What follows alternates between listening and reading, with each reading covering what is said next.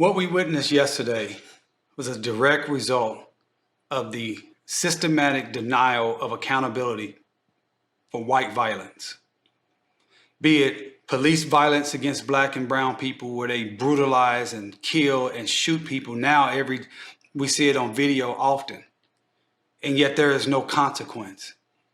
They're able to say, oh, that person killed himself.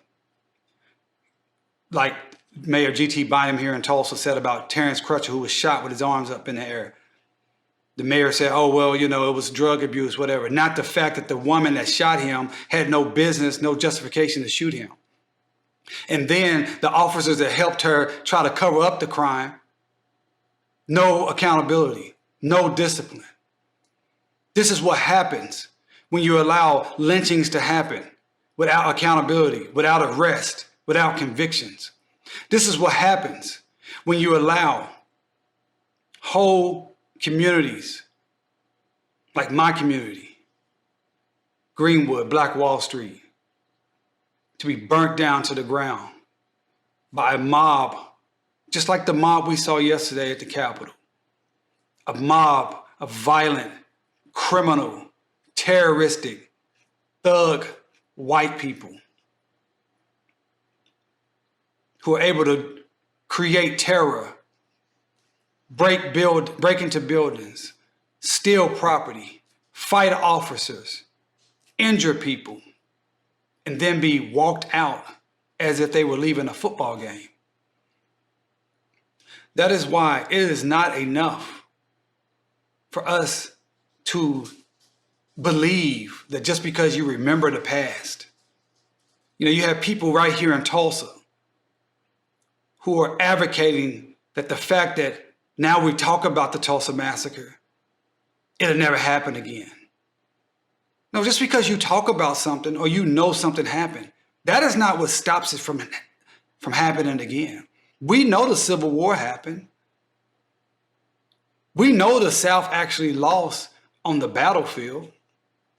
But why is the South able to just continually do what they do to black people? Because there was no real consequence once the battle was over. They went right back to life. They got their plantations back.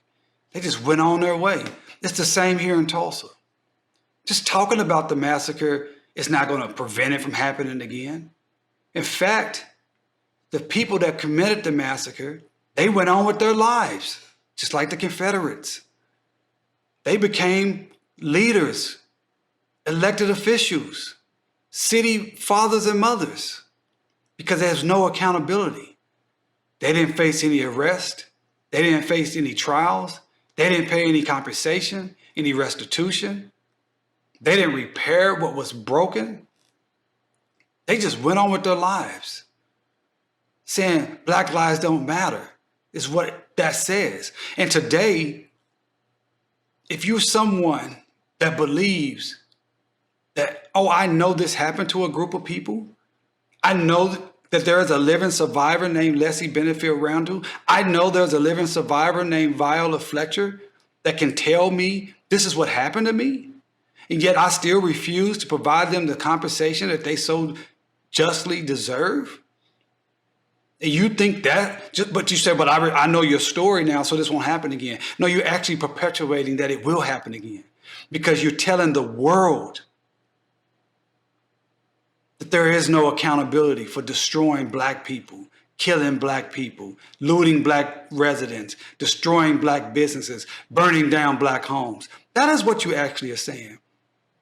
And that's why what happened yesterday was so disconcerting on so many levels for me. To see the disparity between how law enforcement treats peaceful protesters, marchers. People go to a rally just to say, I want you to treat me better at government, police. Don't shoot and kill me for no reason. Met with tanks, dogs, tear gas, pepper spray, rubber bullets, mass arrest. But when a terroristic, violent, criminal mob descends upon the United States Capitol, you have images of police officers letting them come in. It's disgusting. It's scary because I live in Tulsa. I know what this can lead to.